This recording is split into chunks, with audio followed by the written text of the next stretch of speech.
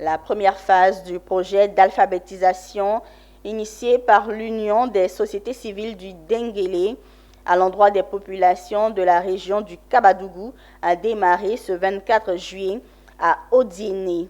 Cette première phase qui doit courir sur 6 mois formera les membres de la structure.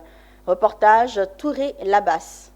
Pour la première phase du projet d'alphabétisation initié par l'USAID, l'Union des sociétés civiles du Denguélé à l'endroit des populations les plus démunies de la région du Kabadougou a démarré le 24 juillet dernier à Odiéné. Cette première phase, qui devrait courir sur 6 mois, est prévue pour former exclusivement les membres du bureau exécutif. Et pour cause, la formation des formateurs est un enjeu majeur, a soutenu tout rapidement le président exécutif de l'USAID. Au nombre de 6 personnes, ces formateurs auront la lourde charge d'encadrer les apprenants.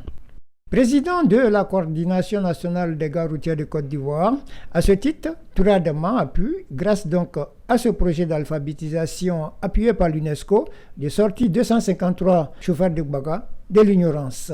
Fort donc de cette expérience, le fils du Kabadougou qu'il est, tient donc à ce que les femmes de Déné puissent bénéficier de cet acquis. Tout le monde sait, sauf le chauvin, que ce sont nos femmes qui maintiennent nos familles. Nos enfants ne sont pas éduqués par nous, nous on est toujours partis. C'est les femmes qui tiennent tous les foyers dans le monde. Ça, ce n'est pas propre à Guinée. Donc, si une femme est formée, vous voyez ce que ça peut apporter. Comment il est important qu'une femme puisse savoir lire et écrire déjà, rien que pour les enfants.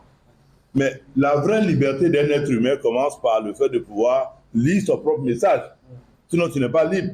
La pauvreté ayant un visage féminin en milieu rural, l'USAID a alors décidé de dispenser cette formation sans levée de fonds. Cette formation est donc gratuite. Un acte de solidarité salué à sa juste valeur par les apprenants. La formation de l'alphabétisation.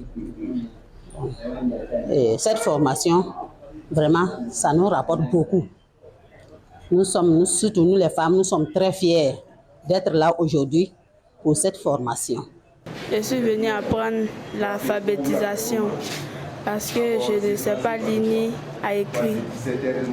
L'alphabétisation est bonne pour nous les femmes.